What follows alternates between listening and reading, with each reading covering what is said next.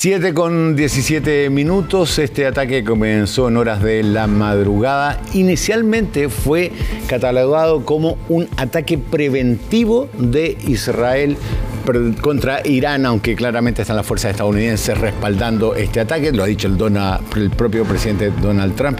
Revisamos a continuación las declaraciones de Benjamín Netanyahu luego del ataque.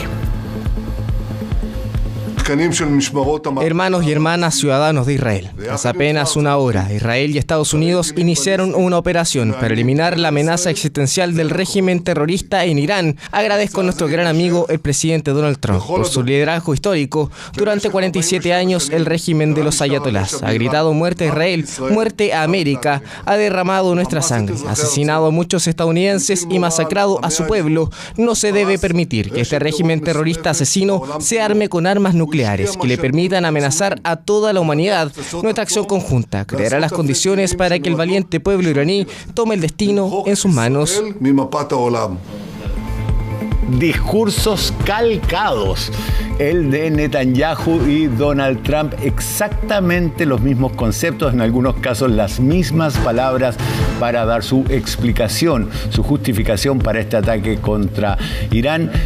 Un ataque que es la secuela de lo que ocurrió en junio pasado con el así llamado martillo de medianoche. Ustedes lo recordarán, cuando se pretendió demoler las instalaciones de Irán para producir material nuclear, y Benjamín Netanyahu dijo que estaban a algunos meses, a un par de meses de conseguir un arma nuclear. Hay que decirlo, Benjamín Netanyahu viene diciendo eso hace 20 años. Las propias agencias de inteligencia norteamericanas decían que ese lapso era imposible, pero fue la razón esgrimida por parte de Israel y respaldado por Estados Unidos en esta guerra en la sombra, como se ha dicho, en la que fueron atacadas centrales de procesamiento de material nuclear, que básicamente lo que pretendían era debilitar al régimen iraní, dejarlo sin la capacidad de producir algún tipo de material nuclear que pudiera ser instalado en los distintos tipos de misiles que tiene el gobierno de Teherán, el gobierno teocrático de Teherán, y que Irán respondió con ataques contra zonas residenciales en Tel Aviv, Ramat Gan y Rishon LeZion en Israel, causando víctimas fatales y heridos, y que hizo escalar a esta guerra que, pese a su corta duración, dejó, yo diría, fijado el escenario, dibujado el escenario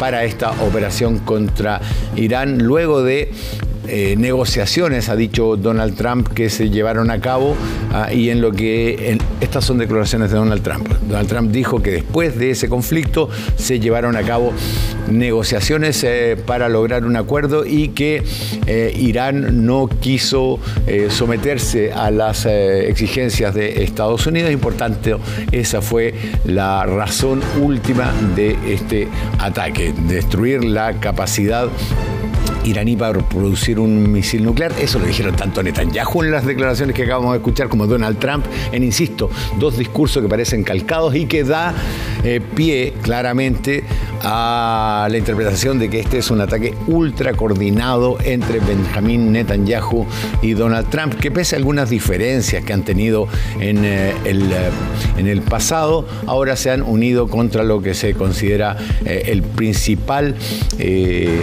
opositor, el principal enemigo de Israel y de Estados Unidos. En aquella ocasión, los ataques se dirigieron básicamente contra la central nuclear de Natanz, donde se habría destruido la planta piloto de enriquecimiento de combustible, el lugar donde se albergaban estas centrifugadoras avanzadas, capaces de enriquecer uranio hasta en un 60%. Eso está lejos del material nuclear necesario para fabricar una bomba. Son las 7 de la mañana con 21 minutos.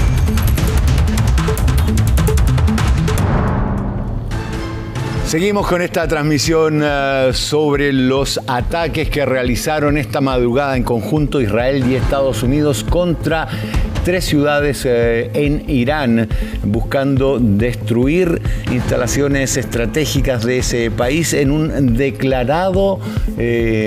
declarada intención de Estados Unidos Israel de provocar un cambio de gobierno dentro de Irán, país que protagonizó en junio pasado un enfrentamiento de 8 días entre Israel e Irán, con intercambio de ataques de misiles que causaron la destrucción, por ejemplo, de barrios residenciales y de instalaciones del Ministerio de Defensa israelí dentro de la propia Tel Aviv, un ataque sin precedentes en años, y que el presidente Donald Trump hoy día ha justificado enumerando primero una larga lista de ataques de Irán o de grupos respaldados por Irán contra los intereses norteamericanos. Partió mencionando la revolución de los estudiantes que en 1978 mantuvo capturados a los trabajadores de la embajada estadounidense durante 444 días, más de un año, en la época del gobierno del presidente Carter en Estados Unidos, que a la postre le costaría la reelección, su incapacidad para manejar esta crisis y el fracaso de una operación de rescate dentro del propio Irán.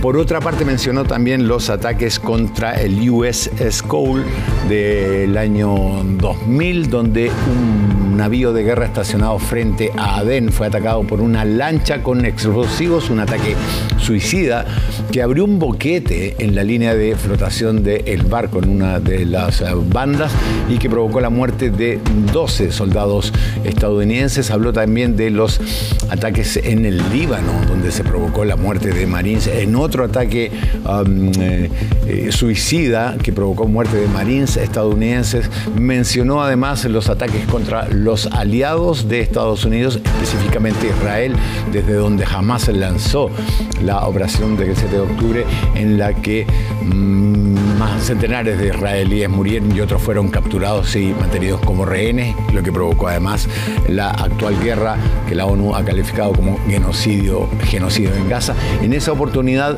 Hezbollah, situado en el Líbano, también atacó a Israel y fue ferozmente aniquilado en términos de su directiva.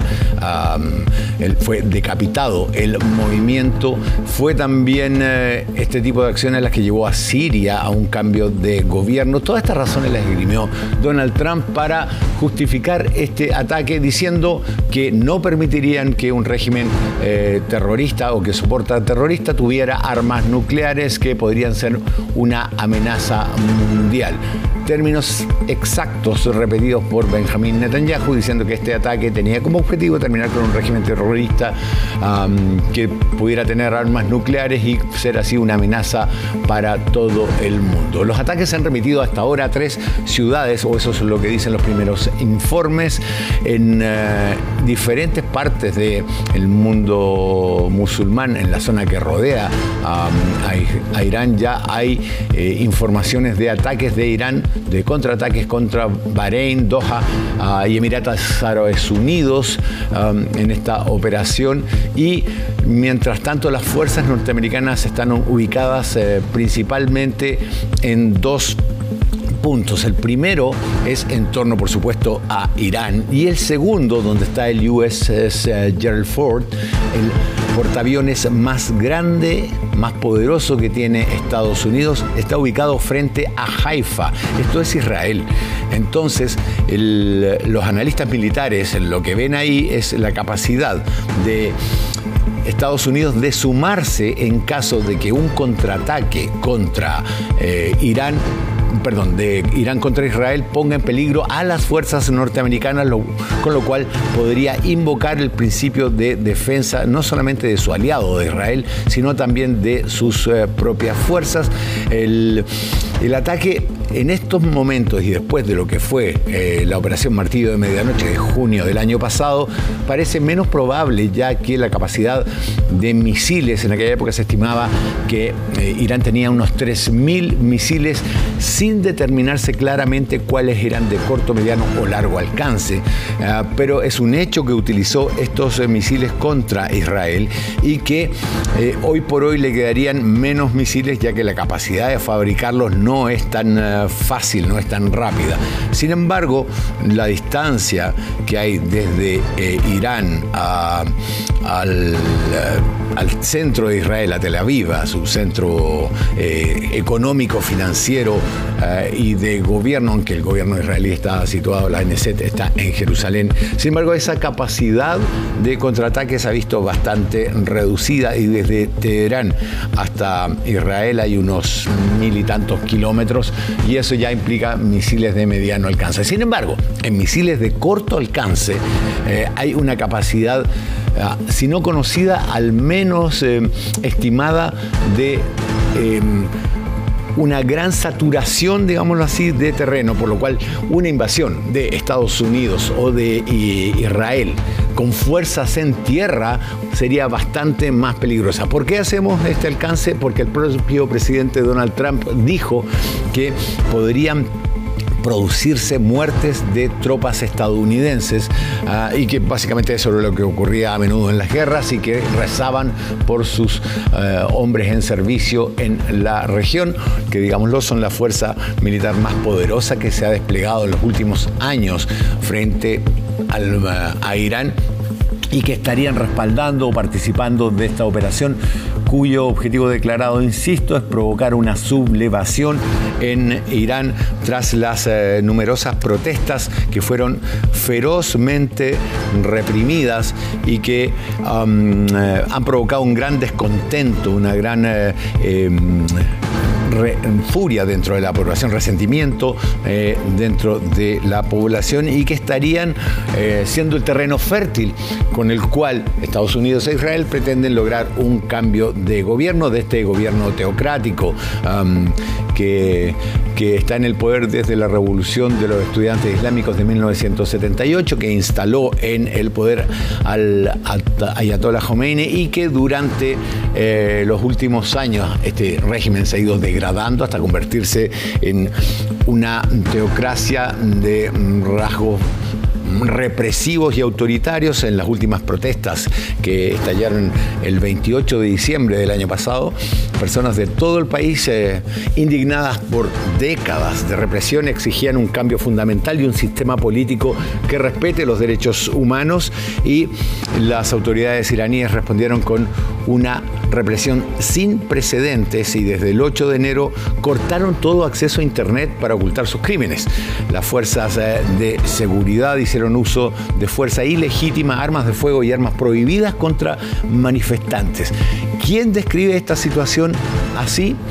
Nada menos que Amnistía Internacional, que dice que videos verificados y los relatos de testigos presenciales recopilados por Amnistía Internacional muestran que las fuerzas de seguridad en las calles y los tejados, incluidos los de casas, mezquitas y comisarías de policía, dispararon repetidamente rifles y escopetas cargados con perdigones de metal contra manifestantes, apuntando a menudo a la cabeza y al torso. Las pruebas recopiladas por Amnistía Internacional revelan que entre las fuerzas de seguridad implicadas en esta represión se encontraba la Guardia Revolucionaria Islámica, incluidos sus batallones Basij, y diversas divisiones de la policía iraní conocidas por su acrónimo persa de Faraja, así como agentes vestidos de civil.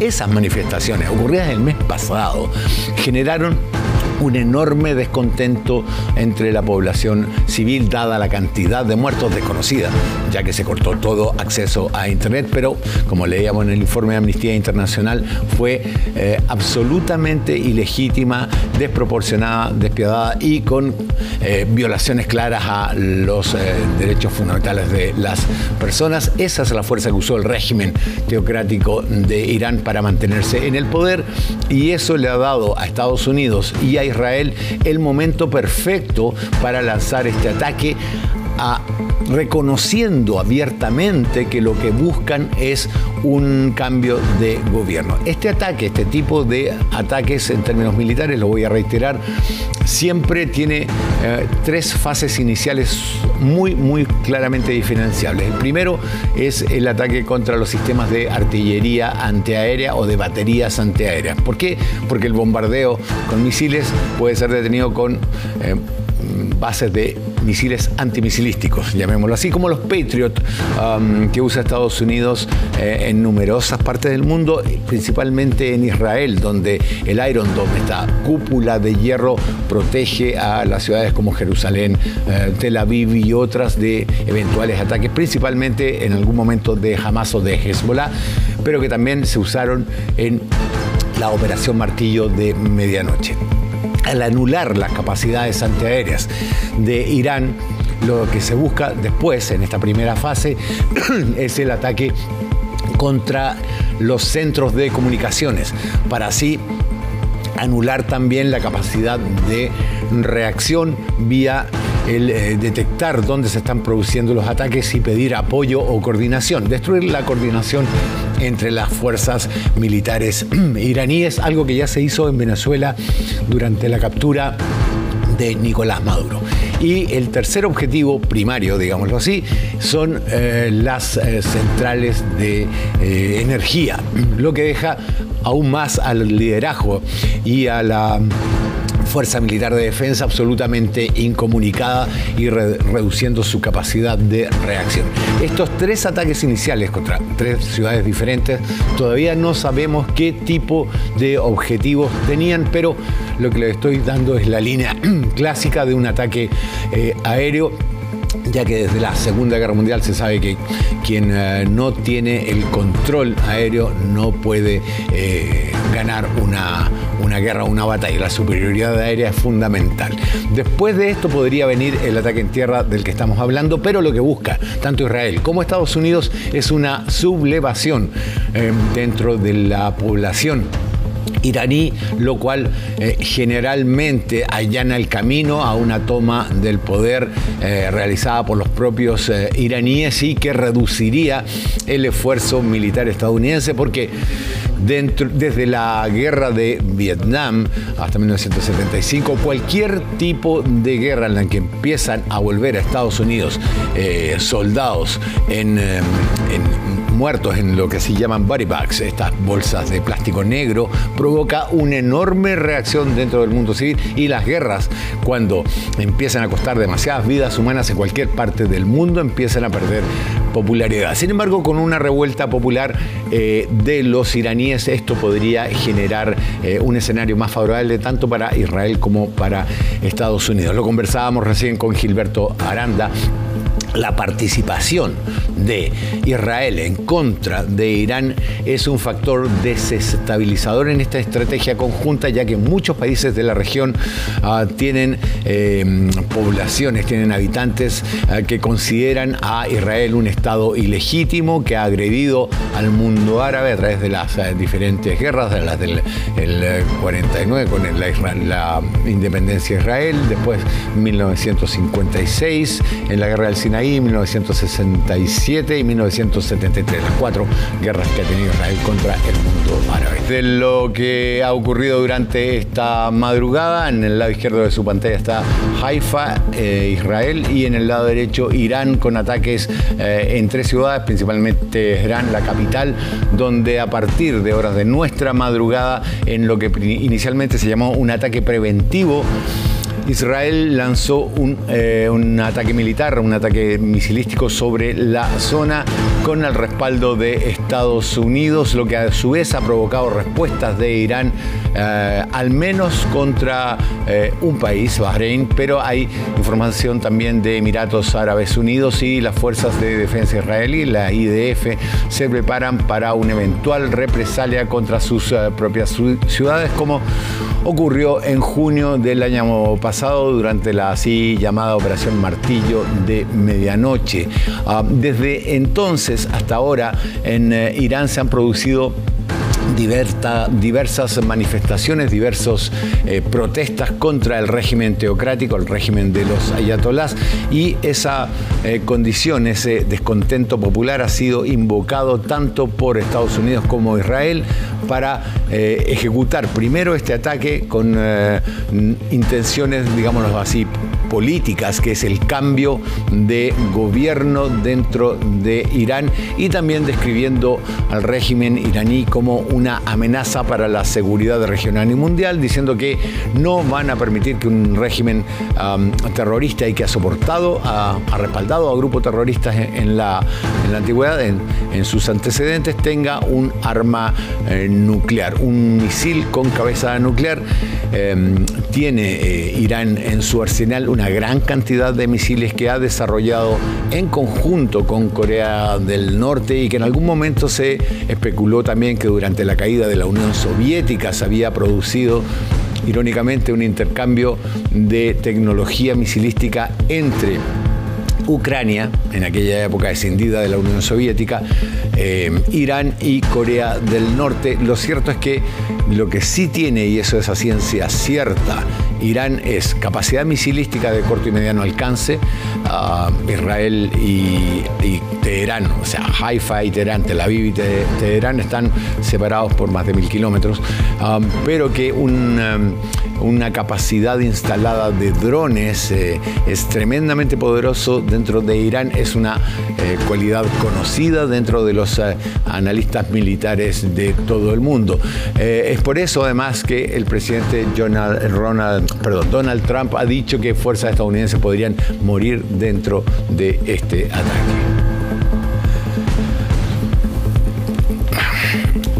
Muy bien, veamos un mapa de lo que está ocurriendo en la zona. Acá está detallado el mapa, la región. Aquí, frente a Israel, está estacionado el USS Gerald Ford, el portaaviones más poderoso del mundo, la joya de la corona de las Fuerzas Armadas de Estados Unidos.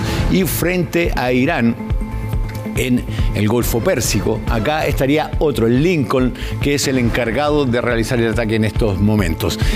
Toda la zona de Irán e Irak está en estos momentos con prohibición de vuelos, con zona de exclusión de vuelos, y todas las aeronaves comerciales que transitan por la región deben deben sortear esta zona de exclusión aérea. Ahora bien, el punto de tener al Gerald Ford aquí y al Lincoln allá le da a Estados Unidos una doble capacidad. Primero, la de atacar a Irán, en Teherán, aquí en esta parte, desde las fuerzas del Golfo Pérsico, y a Estados Unidos acá de respaldar cualquier contraataque de Irán contra Israel. Ese es el escenario que tenemos hoy día. ¿Por qué acá? Porque eventualmente, sí, el Gerald Ford y sus navíos de apoyo, un portaaviones nunca navega solo, siempre tiene un grupo de apoyo tanto de defensa como de alerta temprana, como de logística, combustible, etc. Él está repostando combustible y estacionado frente a Haifa, y es desde ahí donde puede lanzar las operaciones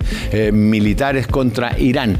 La capacidad de los F-35 para llegar y volver está además respaldada por reposteo en vuelo, estos los KC-130 o más grandes, que pueden repostar, que pueden recargar combustible en vuelo de ser necesario, lo cual le da a Estados Unidos una autonomía gigantesca para que sus fuerzas se desplieguen sobre Irán, tanto desde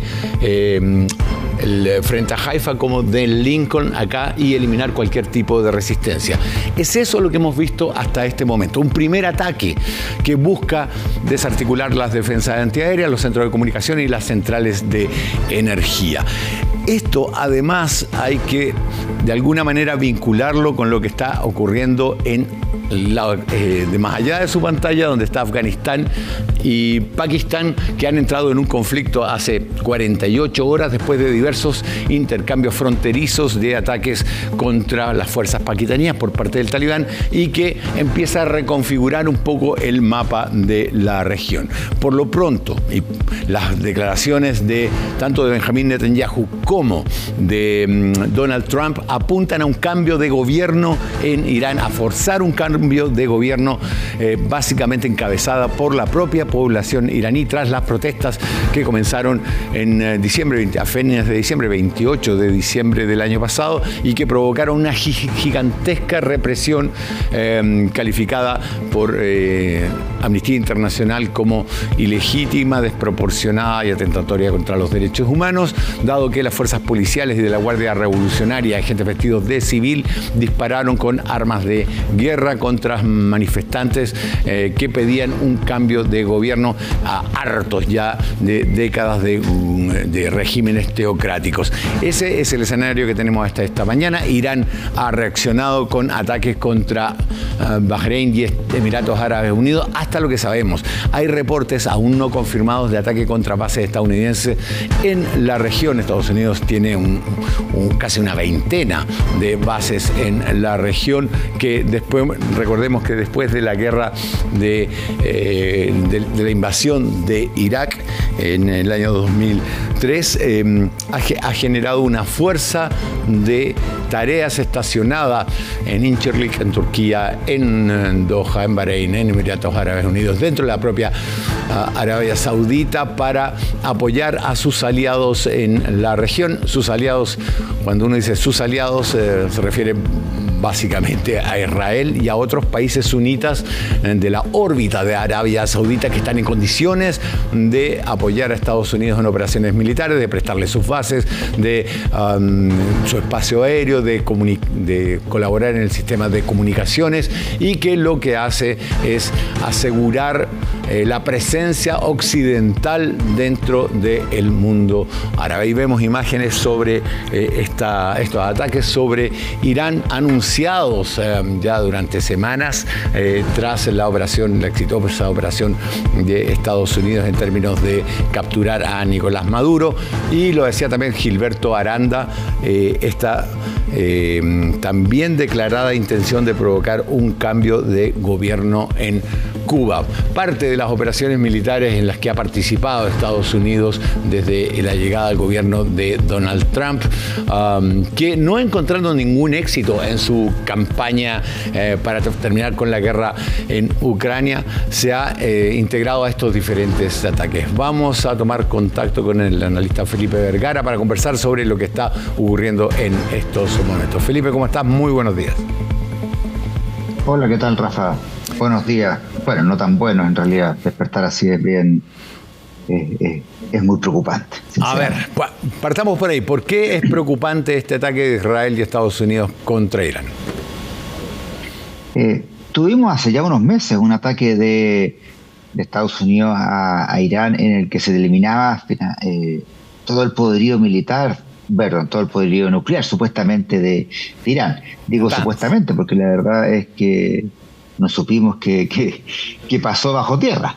Claro. Hay la teoría de que esto se había eliminado, pero ahora vuelven a atacar a un país que es una dictadura, que persigue al opresor, y todo eso. Yo creo que hay bastante consenso, y lo atacan por estos principios que los norteamericanos han definido como principios democráticos, ¿ya? Que los vimos en Venezuela y los conversamos hace unos meses atrás en estudio, y que realmente tenían detrás de eso solo un interés económico de hacerse del petróleo venezolano, más allá de la dictadura que había, y que no hay duda de ello, en Venezuela. Pero no se restituyó la democracia, no se ha llamado elecciones libres. Corina Machado no ha podido todavía volver a Venezuela, sino que se han logrado negociaciones que son más bien asociadas a temas comerciales. Pero en este conflicto en particular, bueno, Venezuela no es Irán. Ambos tienen las reservas de petróleo más grandes del mundo, pero Irán está armado hasta los dientes, porque son países que se arman hasta los dientes por año, y se arman bien, o sea, se arman con poderío militar fuerte. Entonces las represalias, ya la hubo la primera, son más complejas. Pero además está el segundo punto, de que no solo es Israel, que son bien hermanos con Estados Unidos e Irán, sino que se suman otros países, Emiratos Árabes, Bahrein, Yemen, si no me equivoco, Irak. Entonces ya el conflicto no es entre dos países, sino que es entre varios países que están en el Medio Oriente, con un foco estratégico y económico muy relevante. O sea, por esos mares transita todo el petróleo que el resto de los países del mundo requieren. Entonces se hace más complejo, y tú lo decías recientemente. Y además hay un conflicto con el vecino de Irán, entre Pakistán de Afganistán, que empezó hace 2 días, que hace que toda la zona de Asia y del Medio Oriente entre en un conflicto que en una sociedad globalizada como la nuestra nos va a repercutir de todas maneras y no va a ser de corto aliento. Trump advirtió de la posibilidad de bajas estadounidenses en estas operaciones. Ese punto a mí me resonó particularmente porque quiere decir que no vamos a hablar solamente de ataques aéreos o que existe la posibilidad de que no sean solamente ataques aéreos, sino que se llegue a un despliegue militar en tierra o también en el mar. Recordemos que una de las bases, de las cartas fuertes que tiene Irán son sus patrulleras misilísticas dentro del Golfo. Entonces, ¿podríamos estar hablando de una campaña de mediano plazo con invasión terrestre? Sí, yo creo que puede llegar a ese paso. Es más complejo. Irán es un territorio grande, ¿no? No es pequeño. Yo creo que ellos van a apostar más fuertemente a apoyo militar a eventuales milicias iraníes que le permitan derrocar el gobierno de Irán, esta dictadura que ahí se vive. Sin embargo, si los ataques siguen con fuerza y vehemencia, el pueblo también se va a replegar y se va a procurar defender del invasor, que en este caso sería el invasor externo. Los resultados que ha tenido Estados Unidos en Asia, en el Medio Oriente, no son buenos. Ni en Irak, ni en Afganistán. Estos resultados fueron exitosos y tuvieron que terminar huyendo de ambos países. Entonces uno como dice, ¿cuál es la obsesión a veces con atacar territorios que después le vuelven a perjudicar? O sea, los perjudican posteriormente en su actuar. No hay duda que detrás de esto hay intereses. Pueden ser económicos, pero por sobre todo geopolíticos. Estados Unidos está viviendo, y Donald Trump, su peor momento de popularidad. Y está con elecciones de medio término en noviembre próximo, que si siguen tan mal como están, hasta pueden concluir con que haya un parlamento demócrata que establezca y promueva y propicie el impeachment. Claro, y se nos va Donald Trump. Entonces, este tipo de estrategias tienen esa mirada, no se le puede dejar fuera. O sea, cuando Donald Trump dice que quiere democracia o un gobierno más autónomo en Irán, uno tiende a pensar que fue lo mismo que dijo con Venezuela, con un asidero totalmente distinto, más allá de las dictaduras que son. Eso no está en discusión. Pero es una buena excusa, pero que acá tiene elementos mucho más complejos. Es un país fuertemente armado, es un país que tiene poderío económico y militar importante, y es un país que tiene aliados que creo que no lo van a dejar caer tan fácilmente como dejaron caer a Venezuela. Y detrás de esto estamos hablando de China, estamos hablando de Rusia y otros países Rusia y otros países del Medio Oriente también. Del mundo chiita, digámoslo así. Claro. Ahora, primero, no es casualidad que el ataque contra Irán de junio del año pasado se produjo cuando estaba el escándalo de Epstein en pleno desarrollo. Que ahora ¿te acuerdas que no se liberaban y no se liberaban y no se liberaban los antecedentes que fueron liberados después? Cuando Trump había salvado esa situación con esta campaña militar. La campaña contra Venezuela se produce cuando la política de migraciones, esta fuerza migratoria, como decía antes, la migra, realizó redadas en todo Estados Unidos, despertando reacciones populares muy y de gobierno, sobre todo en estados demócratas, que él llama estados santuarios para inmigrantes ilegales y terroristas, palabras de él. Y ahora se producen cuando él está nuevamente bajo cuestionamiento y con las elecciones de medio término que podrían básicamente darle el control demócrata de las dos cámaras, senadores y legisladores, y entonces provocar un impeachment contra él. Tuvo hace poco un cruce de palabras directo con el actor Robert De Niro, que pidió eso, y él lo trató, entre otras cosas, de tener, digamos, algún tipo de trastorno mental. Estos tipos de... Este patrón, además de la retórica agresiva y absolutamente ofensiva de Donald Trump, se han dado durante los últimos 3 conflictos o 3 acciones militares más grandes que haya emprendido Estados Unidos. Sí, tiene una mirada poco democrática, tiene una mirada bastante autoritaria. No podemos hablar de dictadura porque obviamente fue elegido democráticamente, pero tiene una mirada autoritaria. Y tienen la capacidad, que se está acabando, ¿sí?, de desviar la atención a través de distintos conflictos. El caso este le vuelve a pegar, porque esta semana, días atrás, parlamentarios demócratas planteaban que hay más archivos y que esos archivos deliberadamente no se liberaron y que son los que perjudican o perjudicarían directamente a Donald Trump. Habrá que ver qué pasó con eso. Pero también la semana pasada tuvo el portazo por parte de la Corte Suprema contra los aranceles. Entonces, no le ha ido bien en la interna. El ICE está muy, muy cuestionado. Entonces, el mejor foco es desviar la atención hacia otros conflictos que los hay en el mundo y que logran poco distraer de la situación, que además económica de Estados Unidos tampoco es bullante y atractiva, y esto le permitiría, en cierto sentido, porque es de corto plazo esta ganancia, producir un efecto positivo. Lo mismo pasa con Netanyahu en Israel. O sea, Netanyahu, cada vez que logra atacar algo fuera, mejora un poco su popularidad, pero que está muy alicaída, no puede salir de Israel, está con juicios internacionales y persecuciones permanentes.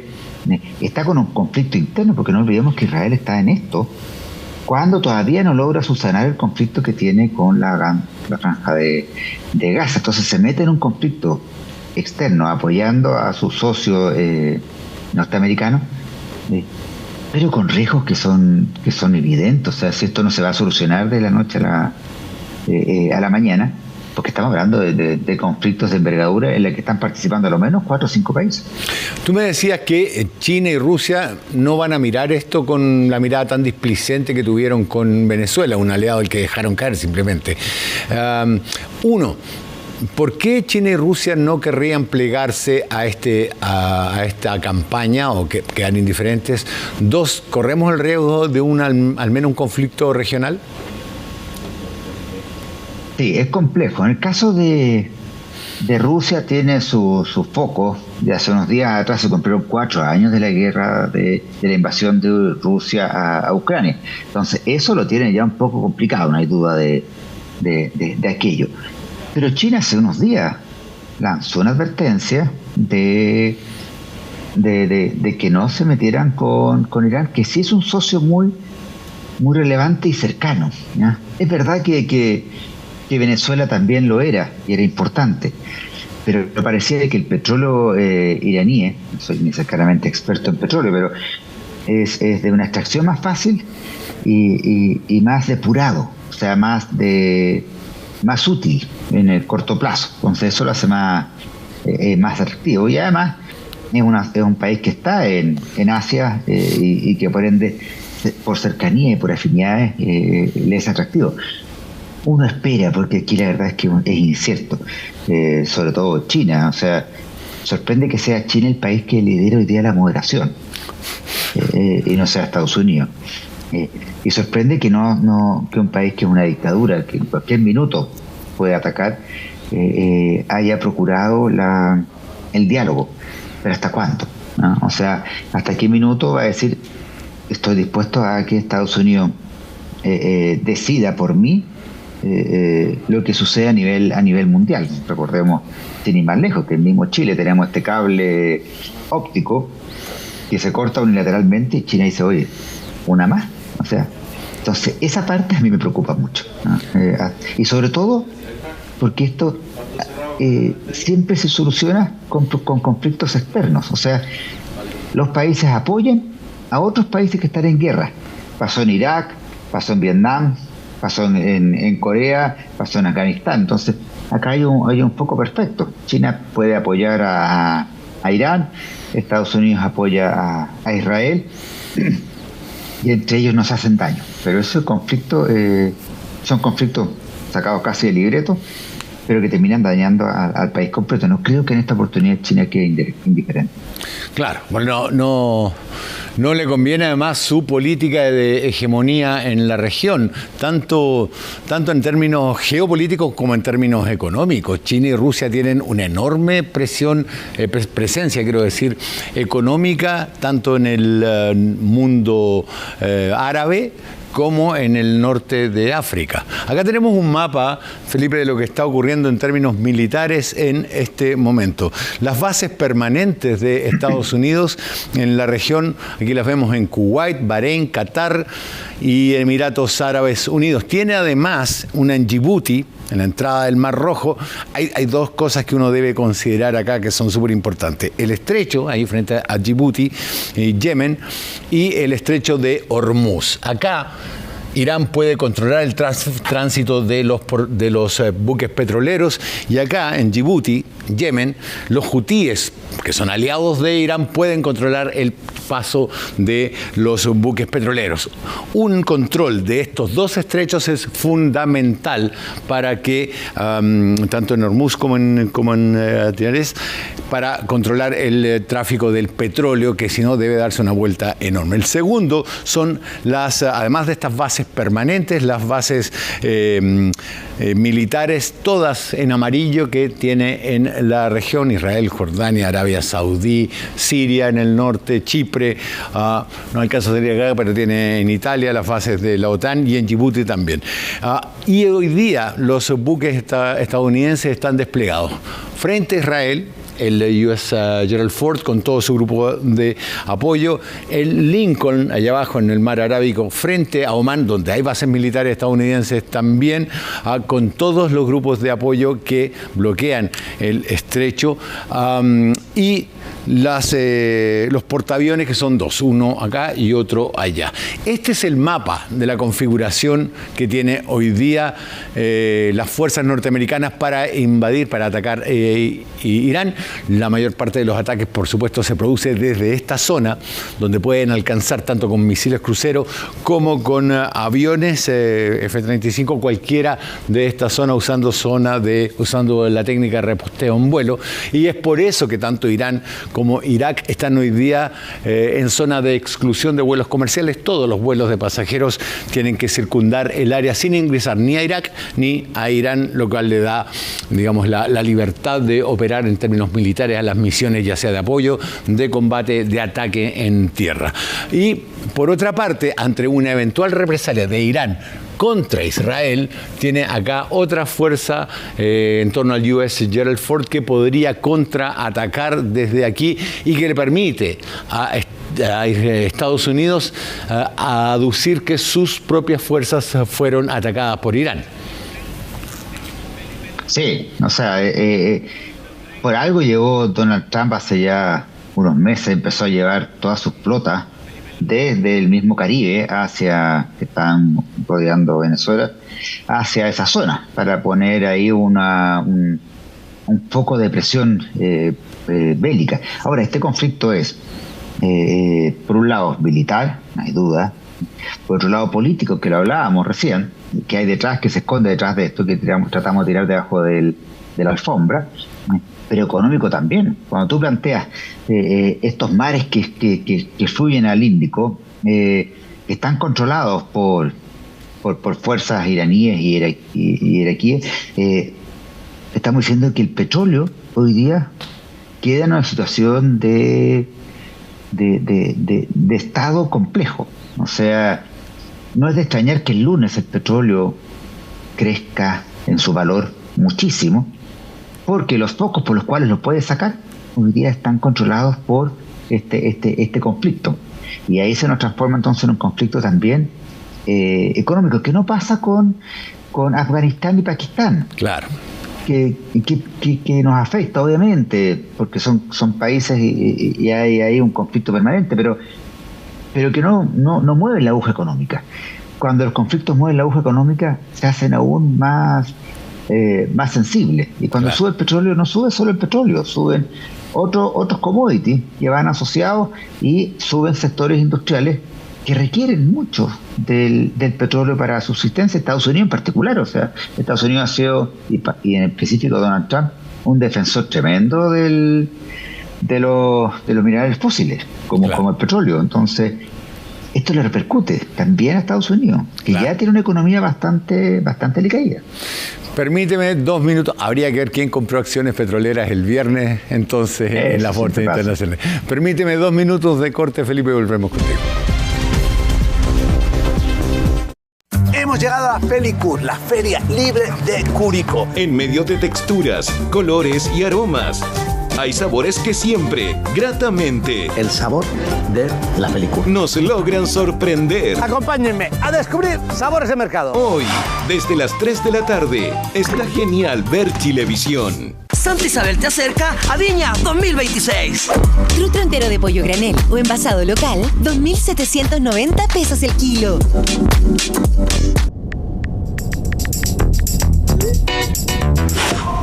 Buen viaje, mi amor. Con LATAM Pass, estar conectado durante los vuelos es muy fácil. Mira, pones el celular en modo avión, te conectas a la red LATAM Play, entras a play.latam.com y listo.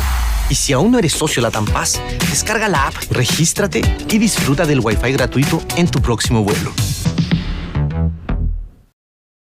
Fiebre de baile, nueva temporada, gran estreno, lunes 2 de marzo. Está genial ver Chilevisión. ¿Cuánto amor cabe en 35 metros cuadrados de piso? ¡Infinito! Aprovecha más de 500 productos de revestimiento con despacho en 24 horas. Piso vinílico a 11.990 pesos el metro cuadrado con tu CMR. Ven a Sodimac. ¡Lo puedo todo! Este regreso a clases con Totus. ¡Aprovecha! Útiles escolares todas las marcas, 40% de descuento, pagando con tus tarjetas del Banco Falabella. ¡Lo puedo, Totus! Vuelve a reír una y otra vez junto al primer festival de comedia. Hoy, 28 de febrero, Mauro Palma, Coronel Valverde y Rosy. Hoy, en vivo, a las 10:30 de la noche. Está genial ver Chilevisión.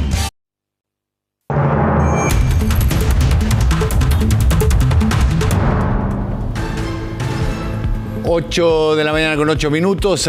Esa imagen llega de Teherán.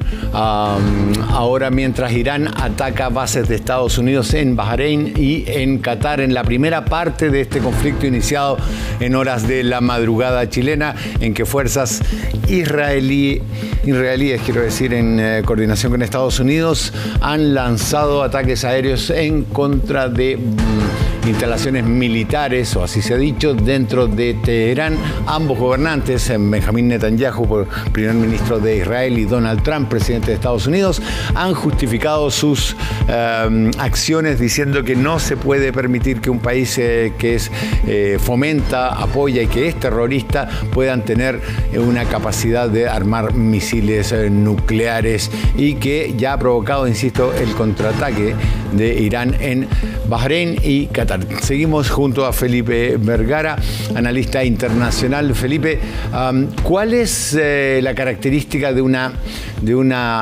A ver, en realidad, durante todos estos ataques, tanto el de Venezuela, hemos visto que esto comienza cuando el mundo no puede reaccionar. La frase no es nueva, data de la Segunda Guerra Mundial, que dice: si quieres sorprender a Occidente, hazlo el fin de semana. Y parece ser la tónica de este ataque, y por eso yo te hacía ese comentario irónico de hay que ver quién compró acciones de las industrias petroleras, de las compañías petroleras internacionales antes de este ataque, porque la reacción se va a demorar hasta el lunes en términos económicos. Sí, y yo le agregaría algo: hazlo en vacaciones de Chile, porque tanto Ucrania como este conflicto sucede justo la última semana de de febrero, como que estuviera calzado. Sí, hay intereses detrás de esto siempre.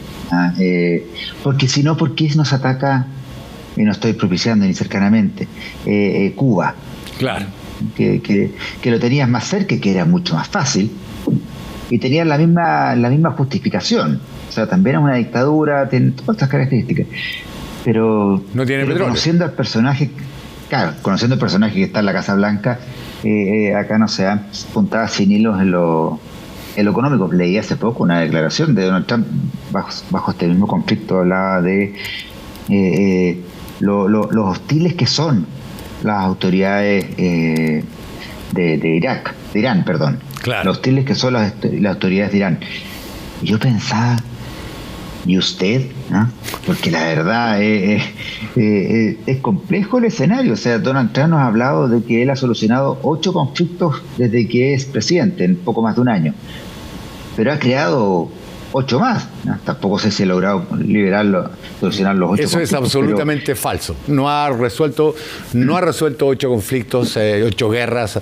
Algunos son conflictos regionales en los cuales han resurgido inmediatamente. No tiene idea de dónde está parado, confunde países, pone una guerra entre un país y otro que están separados por miles de kilómetros de distancia. Esa es una de las muestras más palmarias de la ignorancia de Donald Trump en el terreno internacional y su desparpajo a la hora de decir que ha resuelto guerras. Pero el problema es que las guerras, o mejor dicho, los conflictos en los que se ha involucrado con mayor fuerza tienen que ver con el petróleo. Ya dijo que Estados Unidos va a tomar el control, o que pretende tomar el control del petróleo venezolano, y ahora ataca al segundo productor mayor mundial de petróleo, mientras que ahí al lado está Arabia Saudita, que es también un régimen autocrático, pero que es donde no se cumplen los requisitos de la democracia, pero que es un aliado de Estados Unidos. Sí, claro. Además que perjudicando a Irán, el petróleo venezolano sube. Y Estados Unidos tiene hoy día la hegemonía del petróleo venezolano. O sea, de eso no hay duda. Entonces, perfectamente puede ser una opción para que el petróleo del cual tiene hoy día poder adquiera mayor relevancia y se transforma entonces en un exportador importante de petróleo, aniquilando uno de los principales exportadores. No lo va a aniquilar, no, pero va así desviar la atención de Irán, potenciando los Emiratos Árabes y potenciando posiblemente el poderío que hoy día tiene sobre Venezuela. Todo geopolíticamente muy estratégico.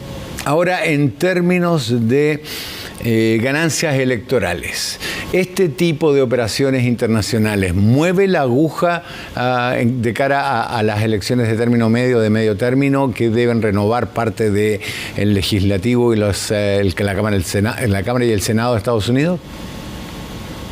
No creo. Sinceramente no lo creo. No veo a parte importante de Estados Unidos, de los estadounidenses, preocupados de lo que pasa más allá de la frontera norteamericana. Que es un país que políticamente, cultural y a nivel noticioso es muy concéntrico. No, ellos viven por Estados Unidos y para Estados Unidos, y los conflictos en Estados Unidos ya son bastantes, y este conflicto sí puede incrementar la situación económica que está viviendo allá, la sensación de inseguridad que sucede. Entonces no creo que sea el camino aceptado. No hay duda que Estados Unidos está, y particularmente Donald Trump, muy preocupado con las elecciones de medio término, porque si pierde la representación en ambas cámaras, Senado y Cámara de Representantes, la posibilidad de un impeachment es altísima, y que él no termine su periodo como gobernante también. Entonces puede ser un elemento más, pero me tinca que lo que hay detrás es un distractor de lo que está sucediendo internamente, que le perjudica de manera directa, ya sea con el ICE, con Epstein, con conflictos varios, con la inflación, con el desempleo, y por ende ataca a otro país para desviar esta tensión, pero son ganancias de muy corto plazo. Claro, sigue siendo mucho más el ICE, la fuerza antivirante, que, ojo, la reunió de agentes de aduana, hizo una fuerza a su medida, que es lo que está ocurriendo. Vamos a ver de nuevo este mapa que muestra el despliegue de las fuerzas en torno a Irán y que han sido responsables de este ataque, además de las bases militares permanentes ahí en Kuwait, en Bahrein, en Qatar, en Emiratos Árabes Unidos, en Turquía, en Chipre y en Djibouti, en la parte inferior del mapa, además de otras instalaciones militares que no son bases militares permanentes, pero que pueden habilitarse con el consentimiento de los gobiernos. Al lado derecho de su pantalla, en ese estrecho que hay entre Emiratos Árabes e Irán, el estrecho de Hormuz, y en la parte inferior de su pantalla también, en el estrecho de Adén, hay fuerzas navales estadounidenses desplegadas para facilitar, para garantizar el tránsito de los buques petroleros, mientras que allá en el mar Mediterráneo esos dos puntos azules son los destructores, y también hoy está estacionado el USS Gerald Ford, el portaaviones más poderoso de la flota estadounidense y por tanto del mundo, para realizar un eventual contraataque si las fuerzas iraníes atacan Israel. Los portaaviones entonces son el Abraham Lincoln allá frente a Omán con su grupo de apoyo, y el Gerald Ford frente a Haifa, en lo que se configura, y tú lo mencionabas recién, Felipe, este ataque contra el centro de producción. Después de la guerra del Golfo, en 2003, Estados Unidos se ganó Irak, ahora va por Irán, a Venezuela, fue con la operación que capturó a Nicolás Maduro y que no puso a Corina Machado en el poder, y en una campaña, o en unas campañas que además tienen un elemento tremendamente sospechoso. Con Rusia ni siquiera se muestra muy partidario de ayudar a Ucrania. De hecho, a Ucrania la dejó sola, dijo que la respalden los europeos, y en el documento aquel de seguridad nacional no menciona a Rusia como... El anterior era Rusia, el gran rival. Ahora ni lo menciona, deja caer a Europa y habla más bien de los chinos y de movimientos terroristas, lo cual, de nuevo, busca reconfigurar la geopolítica mundial. Sí, claro. Él dijo que el conflicto entre Rusia y Ucrania lo concluía el día que asumía. De verdad es que no ha sido así. Ahora, más allá de tierras raras que tiene Ucrania, hay otro interés económico como para defenderlo. Y lo ha hecho saber, O sea, yo lo veo más cercano siempre de Putin que de Zelensky.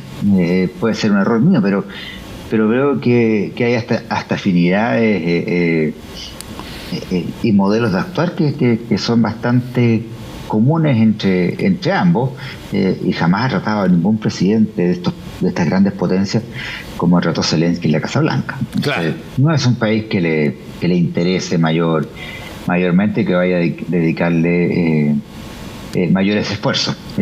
La realidad es que se ponen los focos, esta administración pone los focos en los países que le pueden generar, o los conflictos que le pueden generar que le pueden retribuir de alguna forma. Y aquellos que no le retribuyen, simplemente pareciera que no les son relevantes. Ahora, en este conflicto ya son varios los países que están involucrados. Puede que el efecto boomerang sea muy, muy fuerte y perjudicial para Estados Unidos, como fue Irak. Claro. Que con una excusa igual, una excusa que no era democrática, sino que era la bomba de destrucción masiva. Jamás se encontraron. Una excusa que después tuvieron, que nunca se encontraron y que reconocieron que no había, terminaron bastante perjudicados. Cuando empiezan a fallecer después soldados norteamericanos, el conflicto interno se agrava. En Venezuela no pasó, o por lo menos no sabemos que haya pasado. pero acá ya se habla de algunas pérdidas humanas norteamericanas. Claro. Se habla, no hay antes. Ahí el conflicto ya pasa a ser interno para Estados Unidos y el daño también colateral es mayor. Sí, claro, Hans Blix, me acuerdo perfecto de él. Felipe Vergara, analista internacional de la UNAP, muchísimas gracias por el tiempo que nos has dedicado acá en Chilevisión Noticias. Que tengas una muy buena jornada. Gracias a ustedes. Hasta